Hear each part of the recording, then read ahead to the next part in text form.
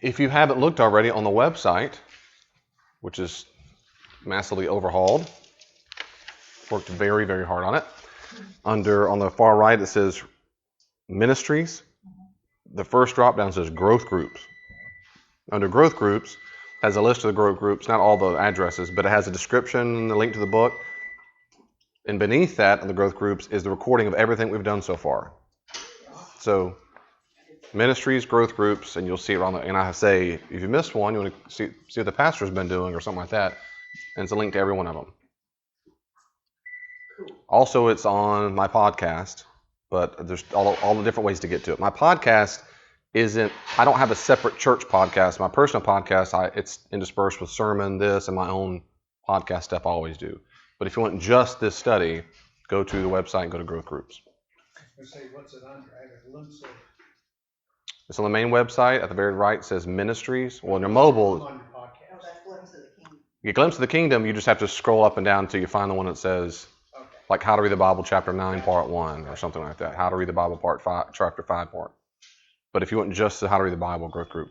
And also the Wednesday night study I teach, called Pastor Study, that's also on the website.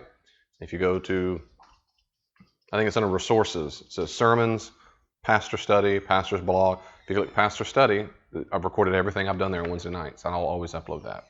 So anytime I teach anything, I will always have it updated on the website, and I'll do it on my podcast as well. So hopefully tonight those who have missed can go back and listen. All right, we've covered several things about how to interpret the Bible. Remember, the whole goal is to interpret the Bible well, so we apply it. This isn't just a university. It's not that, believe me, a study of academic, pure cerebral kind of stuff. We're trying to be better disciples. And the first step of any kind of thing, any type of study at all of literature is to ask, what kind of literature is this? We call that genre. And once you figure out what genre is, it goes, oh, I bet there are certain rules that the person who wrote it into that genre intended for us to read it as.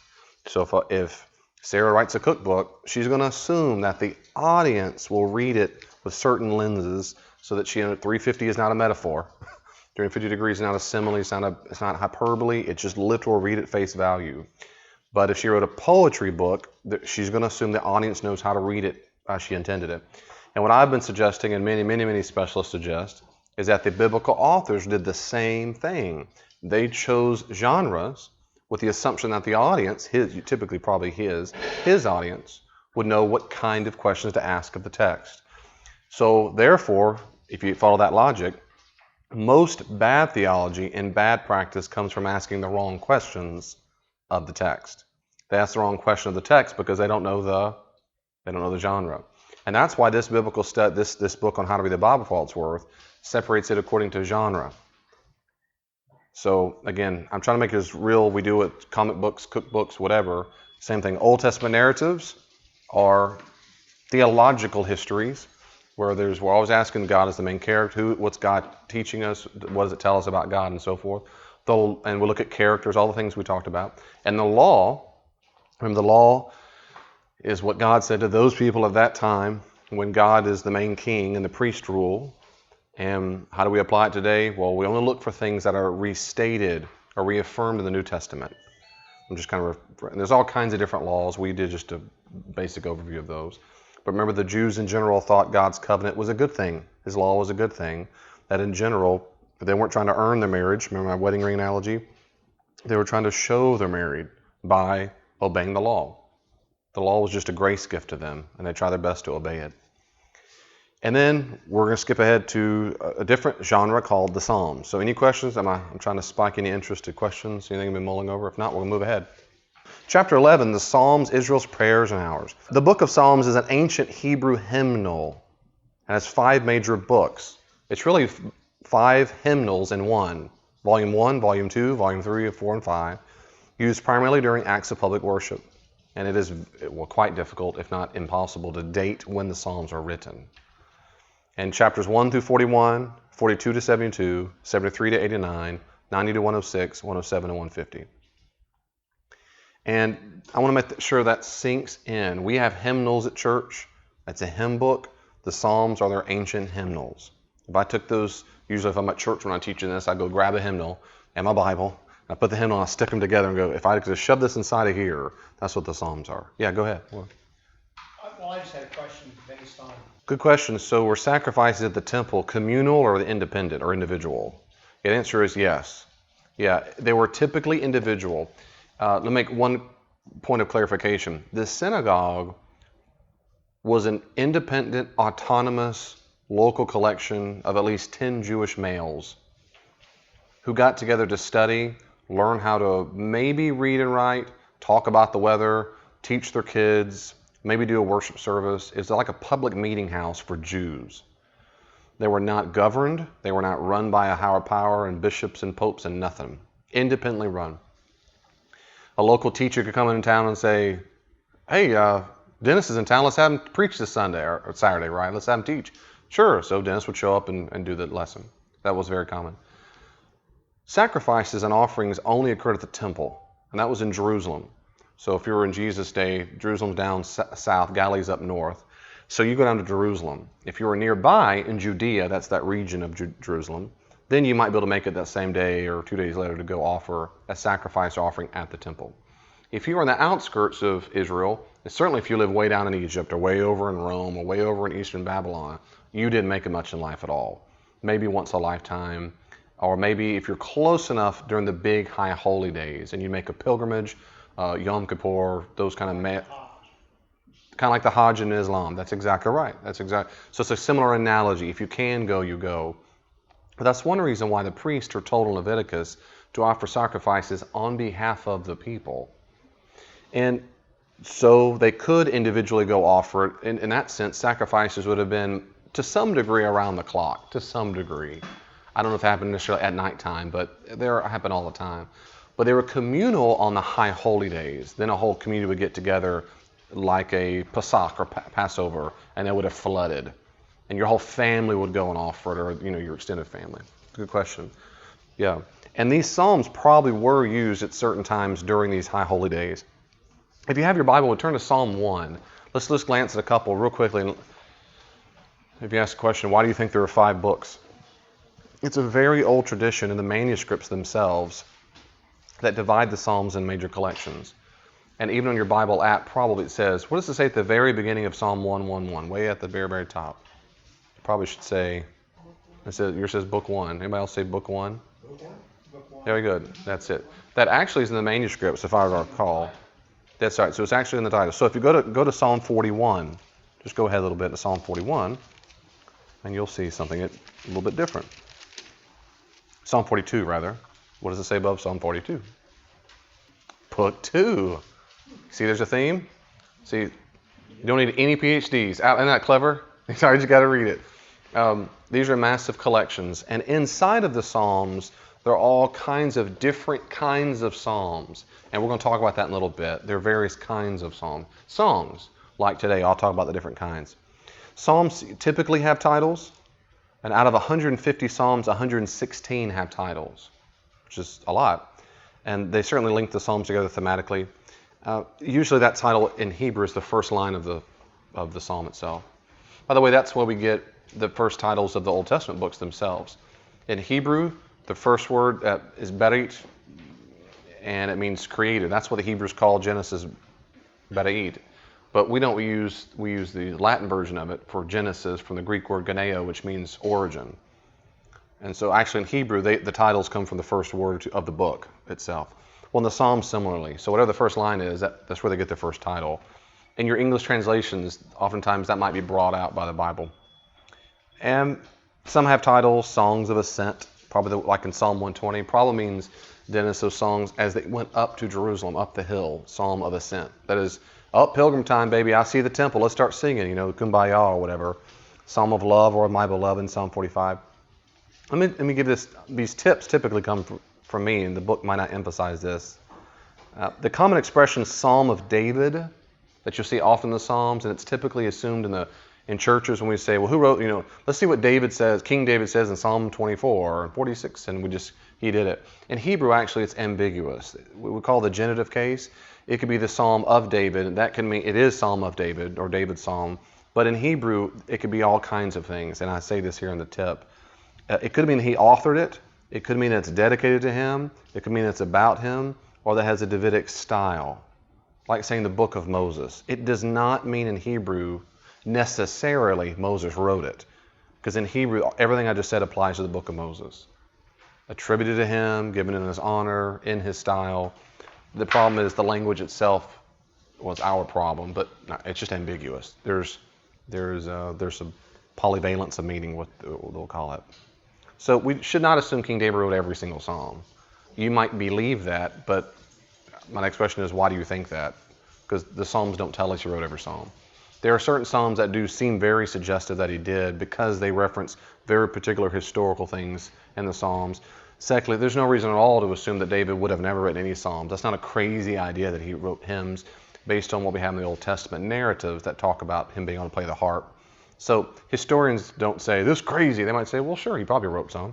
There's nothing wrong, but we probably should not assume he wrote all of them. There's just no reason to think that.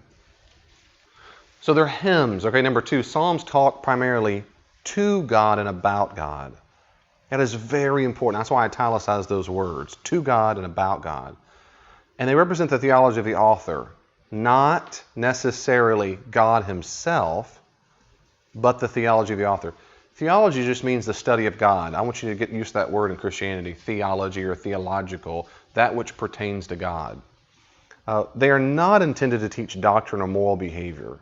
Ever. No Jew read the Psalms and go, oh, that's a good point. I ought to go do that in my life too. As far as we know, as far as we have evidence. That's not how they used it. They help the Jews express feelings of joy, sorrow, sadness, hatred, whatever. And this is very common amongst skeptics and atheists, with whom I deal more often than not, and that is they read the Psalms and think they're moral. They read the wrong genre. They think they're laws or wisdom literature, so it's intended to teach moral Aesop's fables. And the moral of the story is, go do X. That's not how we should read it at all. They're hymns. John Wesley and his brother Charles particularly wrote tons and tons and tons of hymns. Well, that was based on his theology, so there's Wesleyan theology throughout. Disciples of Christ have some hymns. Baptists have hymns. Church of Christ. So it's just based, the person who writes it demonstrates the theology. Remember the old school Polaroids, the picture came out of the bottom and you flipped it, whatever? Well, that's what Psalms are. They're Polaroid pictures of a snapshot in history of that author's theological view. They append it, he or she, probably a he usually. And this can have horrible consequences. If a Christian thinks the Psalms are written in order to give moral instruction, what do we do about Psalm 137, 8-9? Can you read that for me? Psalm 137, 8-9. How blessed will be the one who sees us and dashes your little ones against the rock. And this is where skeptics and atheists say, see, that's the kind of God, good, loving God you have. How does it help us if we realize that Psalms are not moral commandments for people, but instead that the context, historical context, is that the psalmist is agonizing over the recent destruction of Jerusalem by Babylonians. The psalmist just saw Jerusalem fall, probably all his family destroyed, his slavery taken off to exile, and he pens a song to God, praising God, would ask him to do something about it. And he says, I'll be so happy when you get what's coming to you, vengeance. Let's see what happened to us happen to you. Well, that's not a sermon. This isn't Jesus talking. This is the psalmist crying out and so forth. Does that sink in more? I want to make sure that sinks in, because I'm trying to help you here, because so many times I've heard people have developed real bad theology based on a psalmist emotion in the time. Sometimes a psalmist feel like God has completely abandoned them. Sometimes he feels afraid and so forth, this next bullet point. And they really can help us express our feelings. Psalm 138, Psalm 140 about fear and intimidation. Psalms are incredible to help us express emotion. They're really good. Psalms are really good to journal with sometimes.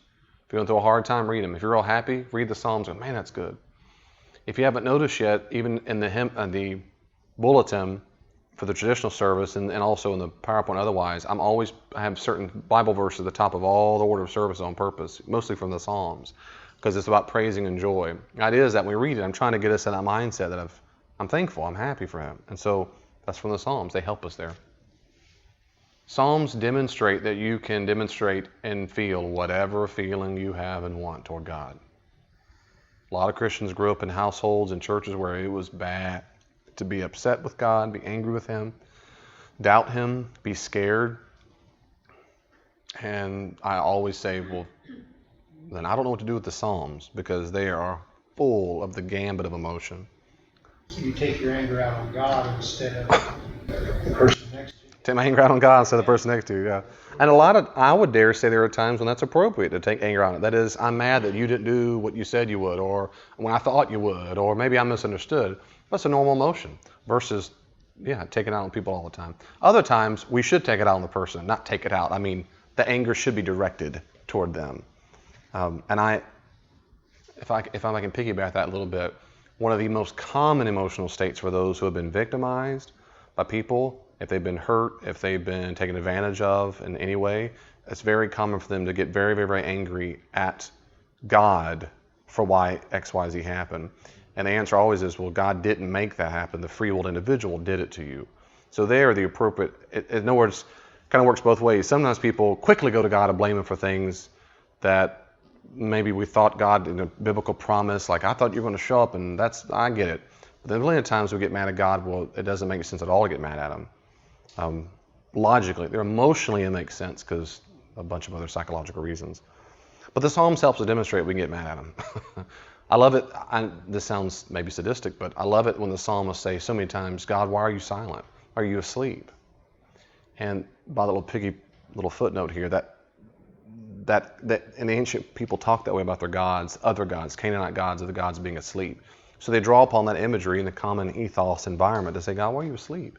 So many times I've thought that God hasn't shown up or rescued when I thought He would. And that's my deal, but I thought He would. And I'm like, what's your problem? Now, I know God's not asleep, but boy, I sure tell Him. Or why does it feel like that way? So the psalmist said that many times. Many times. So they talk to God about God. They're not speaking for God. They're speaking to God and about God, not for God. These are not sermons. They're psalms. They're poems. Number 3, the genre of a psalm is a poem. It is a poem. And Hebrew poetry is almost entirely concerned with emotional language, most like it is today in English. It appeals to feelings, uses metaphors and similes. It's important not to put too much emphasis upon particular words or phrases. Don't over-exegete the Psalms. Ask the question, what is the language trying to express? Let's go to Psalm 19, 1 and 2. Very, very common technique in poems, no matter where they are in the Bible, is called synonymous parallelism. In Psalm 19, which is an incredibly, I think, awesome poem about how awesome God's law is. And if those astute followers of the Bible will notice that if you have a devotional that I wrote designed for the church, the little handouts you make your sermon notes in, on the cover of that book is it's from Psalm 19. Psalm 19. Look at Psalm 19, 1 and 2. Look at it says, to the choir master. That's in the manuscripts. So, and it says things like, a psalm of David. Now, there's a lot of I think I have later on. There's little things, notes given all over the place that maybe I don't have that later on. There's little notes in the Psalms oftentimes. We just don't know what they mean. And sometimes we think it might mean refrain. Like the word Selah. Selah, have you seen it before? There was a Christian group called Selah. And I don't mean this mean, but it is kind of funny to me. We have no idea what Selah means. No idea at all what it means. No Hebrew lexicographer has any clue what it means. But everybody in the church assumes they know what it means. I've seen all kinds of t-shirts, Selah, rest in God's grace, and Selah, blah, blah, blah. And I always ask the person with the t-shirt, Selah, what's that mean? Yeah, it means rest. It means It means a guitarist? Yeah. Lead guitarist. Oh, and so I ask him, what do you think? Yeah. I go, where'd you read that? Well, I heard from some book. I mean, the point is, we don't know. But they're in the Psalms all the time. It could mean pause. It could mean repeat. It could mean play that little ditty that we do when we do this song. We just don't know. There are things like that oftentimes, like to the choir master. Sometimes it'll say, to the tune of blank. So they knew what it was. We've lost it completely. But look at Psalm 19, 1 and 2. The heavens declare the glory of God. I did this on, common one. And the sky above proclaims His handiwork, or the sky above. Day to day pours out speech, and night to night reveals knowledge. You see that there in 1 and 2? Well, look in verse 1 alone. There's 2 phrases. Heavens declare the glory of God, the sky above proclaims His handiwork. Because it is a poem, what I'm suggesting, and most interpreters, is you don't over-exegete verse 1. And many pastors love to do that because they're trying to preach something, I guess. But it declares the glory of God. But it's not done. It's not done. Look at the sky. It proclaims it's the same daggum thing. It means the same thing. It's called synonymous parallelism. It's the same point, just said a different way. Some people like to say it's amplified. Well, sometimes it seems to be. Typically, it's just another way to say it. Verse 2, that's what? That's what poetry is, brother. That's right. Day to day pours out speech, night to night reveals knowledge. That's the same thing. That's very common in the Psalms to just repeat it side by side. And so typically don't try to find a deeper, more profound meaning in a repetition of the sentiment. Try not to look for some deeper, now I know really what he means. Again, and look on top of page 24, it's important not to read the instructive morality or theological doctrines. Look at Psalm 51. This is a real common psalm that's used inappropriately. We could give a lot of these, I guess. In Psalm 51, we have one of the most well-known psalms, besides probably Psalm 23 in the whole Bible. Psalm 51, to the choir master, a psalm of David, when Nathan the prophet went to him after he had gone into Bathsheba. So that's early in the manuscripts that this shows up, and either the psalmist thought that's where it went, or this really is a good historical record of what this is referencing. We're not sure, but this is a very old tradition. Have mercy on me, O God, according to your steadfast love, according to your abundant mercy, blot out my transgression. Go down to verse 5. Behold, I was brought forth in iniquity, and in sin did my mother conceive me. Now, many times that exact verse, when David is talking here, is used to support the fact that we're born sinful. Yeah, and they'll use the term original sin. They also use Romans 5 there, but they'll say, see, look at here. If this is poetry, if that's how the genre is supposed to be understood, we should not read it that way, because it's not trying to preach a sermon or teach doctrine.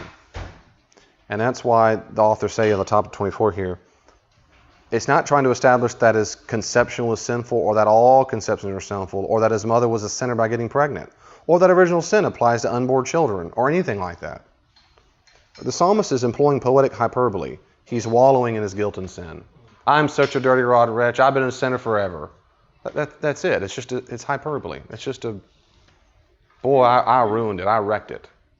And now you might, Dave, no, because the Bible says from my birth, and even if that's what it quote unquote means, if that's the quote clear meaning of the text, even if that's what it is, all it would therefore mean is David thinks he was born in sin.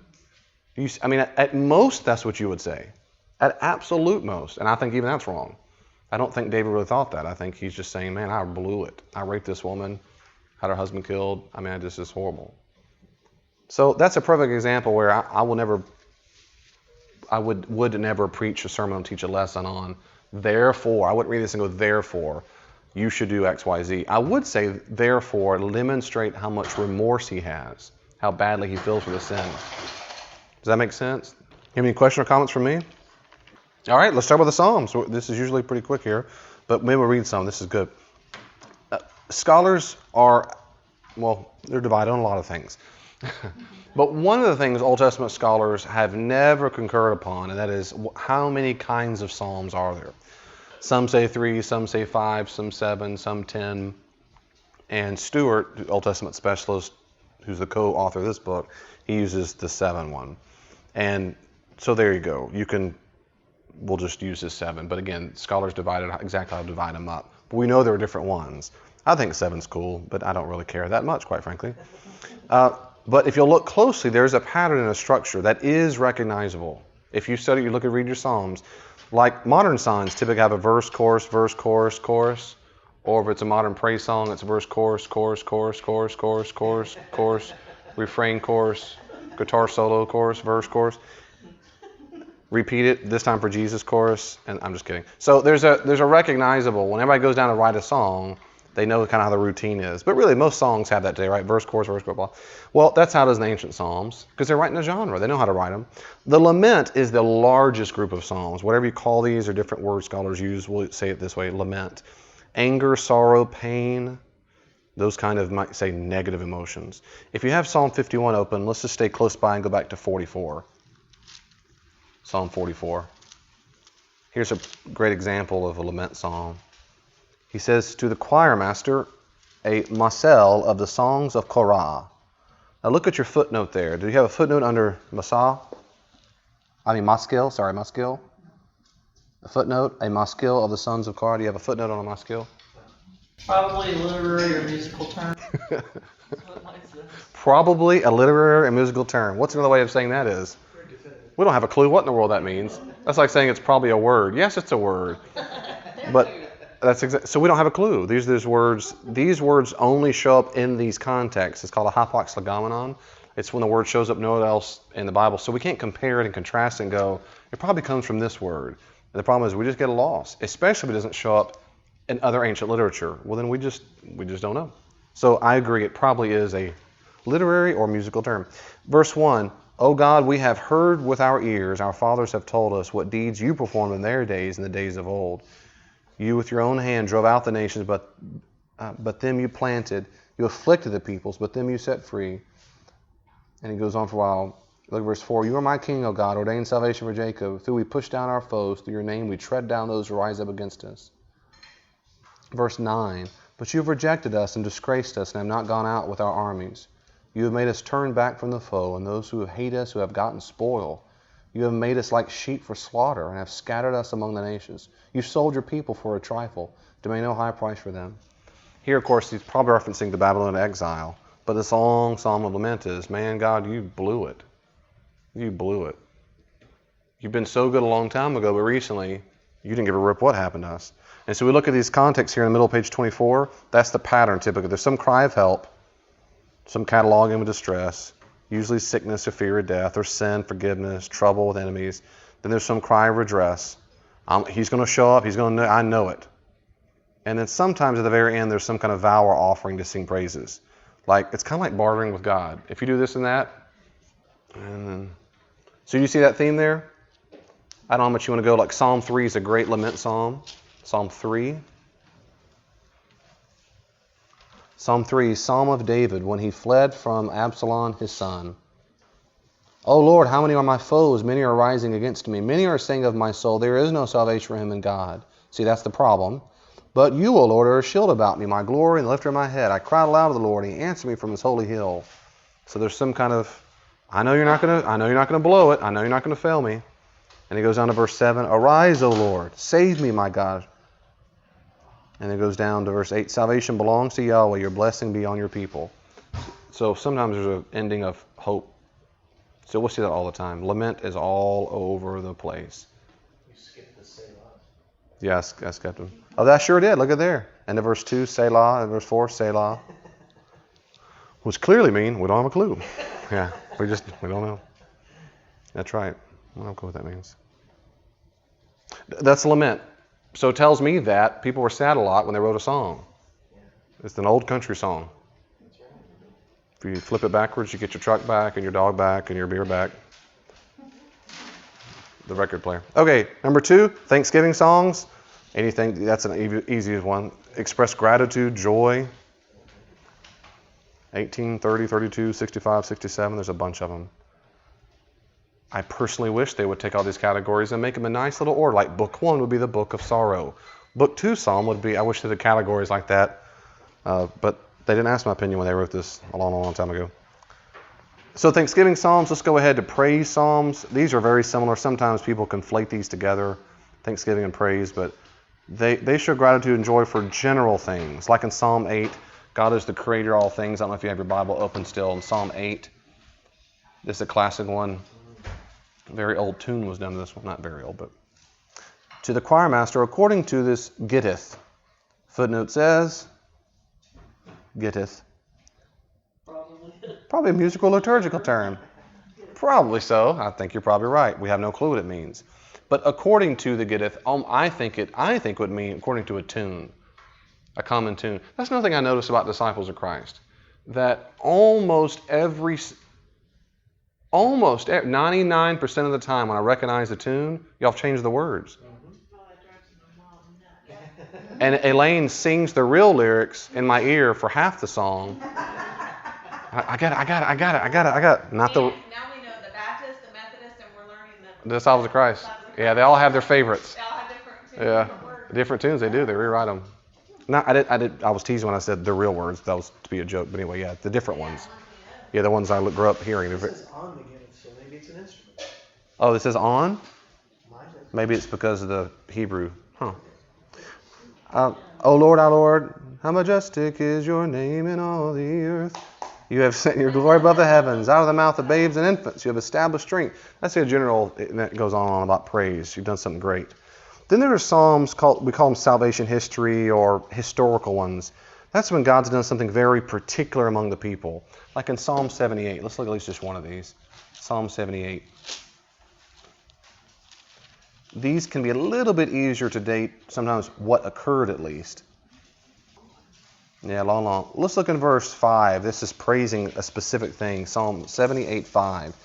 He established a testimony to Jacob, or Yaakov, and appointed a law in Israel, which he commanded our fathers to teach to their children, that the next generation might know them, the children yet unborn, and arise and tell them to their children, so that they should set their hope in God, and not forget the works of God, but keep his commandments. Of course, that's a direct allusion to Deuteronomy 6:5. He goes on, and then Ephraimites armed with his bow in verse 9. He goes on and on and on. It's basically a big, fat, long history of Israel. So imagine standing up and saying, in 1776, George Washington, and you tell a long story about the history of America. These kind of psalms do these kinds of things. The bottom page, 24. Various psalms deal with renewing the covenant.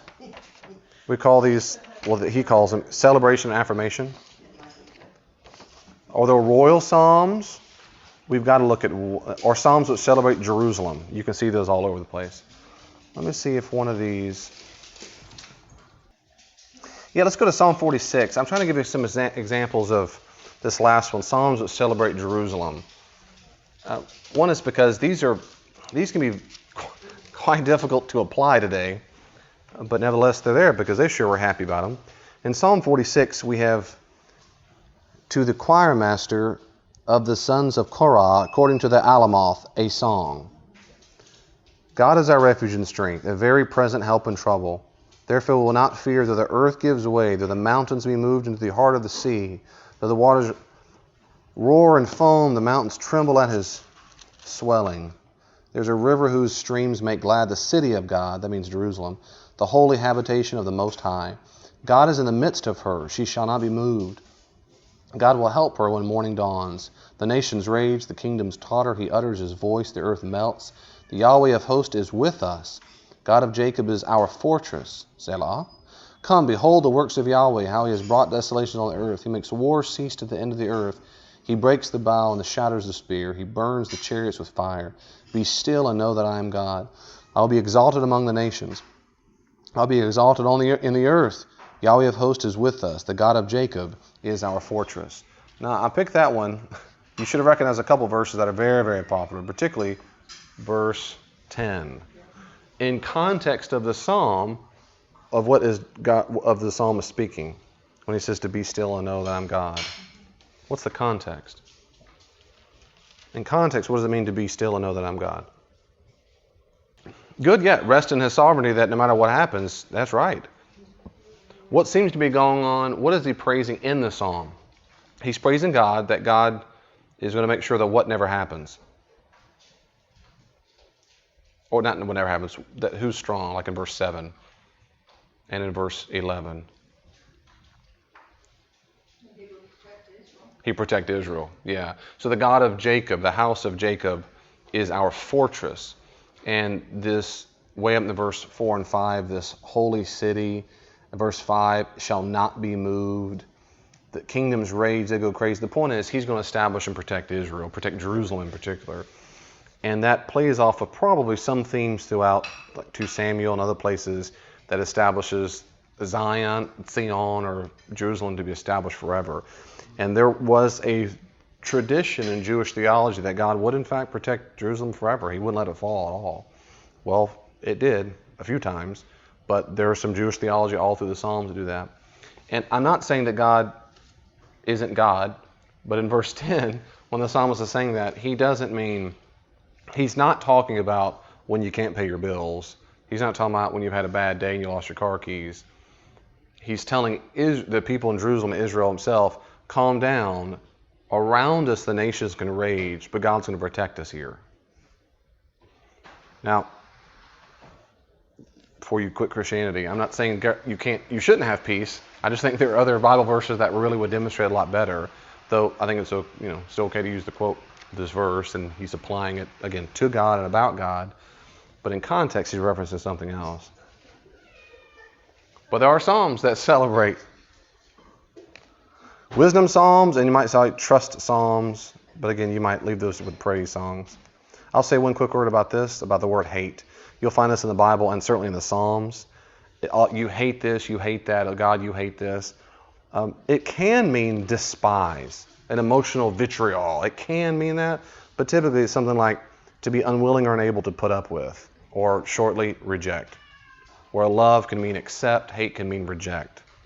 It is a strong word, but the emphasis seems typically to be upon the fact that he's not chosen it, not an emotional or psychological state of vitriol or disdain. So when you hear that and God had hated the Assyrians or something like that, I said, man, he's sure I thought he was loving. But Paul and Jews use this all the time. Israel, Jacob he loved, Esau he loved, Jacob he. I'm going backwards. Who did he love and hate? Jacob, right? I got it right. Yeah, Yaakov. And he hated the other. And Paul says that, of course, in Romans 9 through 11. But they represent the people groups. But again, most interpreters don't think he means that God literally went, he's just so, but rather he rejected one and got the other. It's just a poetic way of saying it. Jesus says, if you don't hate your mother and father and your brothers and sisters, you cannot be my disciple. Most New Testament interpreters don't think he really meant you got to see him go, and I'm going to punch him in the face. It's reject him. That is when it comes to that, but see, that's powerful vocabulary. Hating your mother and father is better than saying, if you don't value my opinion more than theirs, you're going to remember it if he said, what I think he did say, which is, if you don't hate your parents, I'm going to remember that a lot more than just, you got to make sure you choose me over them. And it scores that point better. It's a poetic hyperbole.